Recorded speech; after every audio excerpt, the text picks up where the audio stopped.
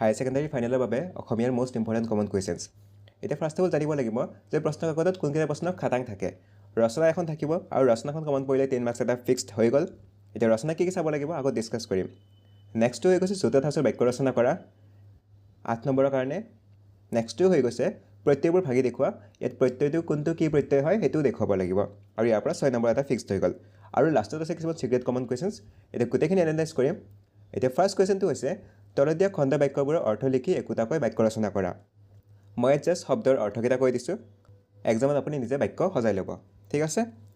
সোণৰ আলেং মানে অতি আদৰৰ, পেটে ভাতে খোৱা মানে কোনোমতে খাই বৈ জীয়াই থকা, নাদৰ ভেকুলী মানে সংকীৰ্ণ মনৰ, চকুৰ মণি মানে অতি মৰমৰ, শালৰ মাজত শিঙি মানে ডাঙৰ মাজত থকা সৰু, গোৰ মাৰি গংগাত পেলোৱা মানে অনিষ্ট কৰোঁতা, কাণ বাগৰা মানে লোকৰ মুখে মুখে কথা বাগৰি ফুৰা, থৌতে খৰ মৰা মানে ব্যস্ততাৰ মাজত সময় উলিয়াই লোৱা, উন্মেষত বা বলা মানে আনন্দত আত্মহাৰা হোৱা, নোম টেঙৰ মানে অতি চতুৰ, পানীৰ তলৰ কাঁইট মানে নেদেখা শত্ৰু, ভূতৰ ওপৰত দানৱ মানে বিপদৰ ওপৰত বিপদ, অজিন পাতকী মানে অকৃতজ্ঞ বা বিশ্বাসঘাতক।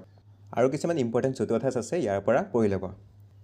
নেক্সটটো হৈ গৈছে তলৰ যিকোনো এটি বিষয় লৈ ৰচনা লিখা। এতিয়া এক্সামত যদি ৰচনাখন কমন পৰি যায় 10 মাৰ্কছ এটা ফিক্সড হৈ গ'ল। আৰু ৰচনা আহিলে পৰীক্ষাত মেইনলি বৰ্তমান সময়ত চলি থকা সমস্যা বা ট্ৰেণ্ডিং টপিক্সৰ ওপৰতে আহে। চ' ট্ৰেণ্ডিং টপিক বুলি ক'লে এতিয়া নতুনকৈ আৰ্টিফিচিয়েল ইণ্টেলিজেঞ্চটো ইম্পৰ্টেণ্ট হৈ যায়, জুবিন গাৰ্গৰ ওপৰত ৰচনাটো ইম্পৰ্টেণ্ট হৈ যায়।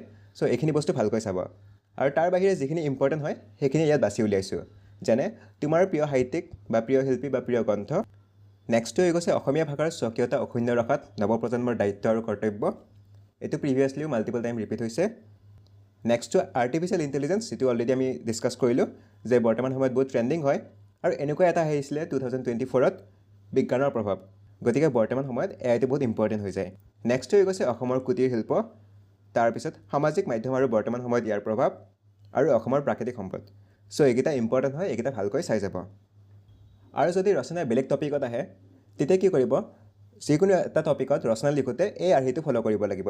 ফাৰ্ষ্টতে হেডিং দিব লাগিব, হেডিং দিয়াৰ পিছত আৰম্ভণি দিব লাগিব, আৰম্ভণি দিয়াৰ পিছত বিষয়বস্তুটোৰ ওপৰত বৰ্ণনা, তাৰপিছত বৈশিষ্ট্য, আৰু তাৰপিছত বিষয়টোৰ ওপৰত যদি কিবা উপকাৰিতা আছে অপকাৰিতা আছে সেইখিনি দিব লাগিব, আৰু লাষ্টত সামৰণি দিব লাগিব। গতিকে যিকোনো এখন ৰচনাত এই ফৰ্মেটটো ফ'ল' কৰিলেহে আপুনি ফুল মাৰ্কছ পাব। ঠিক আছে। চ' এইটো ফ'ল' কৰিব। নেক্সট কমন কুৱেশ্যনটো হৈছে তলৰ যিকোনো 6টা শব্দত যোগ হোৱা প্ৰত্যয়বোৰ ভাঙি দেখুওৱা। এতিয়া প্ৰত্যয়বোৰ ভাঙি দেখুৱাব লাগিব আৰু কোনটো কি প্ৰত্যয় হয় সেইটো দেখুৱাই দিব লাগিব। ইয়াত মই কেইটামান এনচাৰ দি দিছোঁ। ৰণুৱা মানে ৰণ যোগ আ, বিহুৱা মানে বিহু যোগ আ, সুৰণ মানে সু যোগ অন, আৰু কোনটো কি প্ৰত্যয় হয় গোটেইকেইটা দিয়া আছে, ইয়াৰ পৰা পঢ়ি ল'ব। ঠিক আছে। আৰু এতিয়া চিক্ৰেট কমন কুৱেশ্যন, যিটো এক্সামত অহাৰ বহুত হাই চান্সেছ আছে, সেইটো হৈছে তলৰ যিকোনো দুটা চমু টোকা লিখা। এতিয়া প্ৰত্যয়ৰ ওপৰত এটা প্ৰশ্ন ডেফিনেটলি আহিবই, হয়তো প্ৰত্যয় কি বুলি আহিব পাৰে, বা প্ৰত্যয় এটা প্ৰকাৰ দি কাৰণে সুধিব যে পূৰ্ব প্ৰত্যয় মানে কাক বোলে বা পৰ প্ৰত্যয় বুলিলে কি বুজা। চ' প্ৰত্যয়ৰ ওপৰত এটা প্ৰশ্ন আহিব, গতিকে প্ৰত্যয় কি সেইটো ভালকৈ চাই যাব আৰু ইয়াৰ বিভিন্ন প্ৰকাৰবোৰ ভালদৰে চাই যাব। ঠিক আছে। নেক্সটটো হৈ গৈছে বিভক্তি। বিভক্তিৰ পৰা একেধৰণে প্ৰশ্ন আহিব, হয়তো ভিতৰৰ এটা প্ৰকাৰ দি কাৰণে সুধিব যে এইটো প্ৰকাৰ মানে কি, অৰ্থাৎ ক্ৰিয়া বিভক্তি মানে কি বুজা, বা নাম বিভক্তি মানে কি বুজা, তেনেকৈ আহিব পাৰে, বা বিভক্তি কি আৰু ইয়াৰ বিভিন্ন ভাগবোৰ বৰ্ণনা কৰা, তেনেকৈ আহিব পাৰে।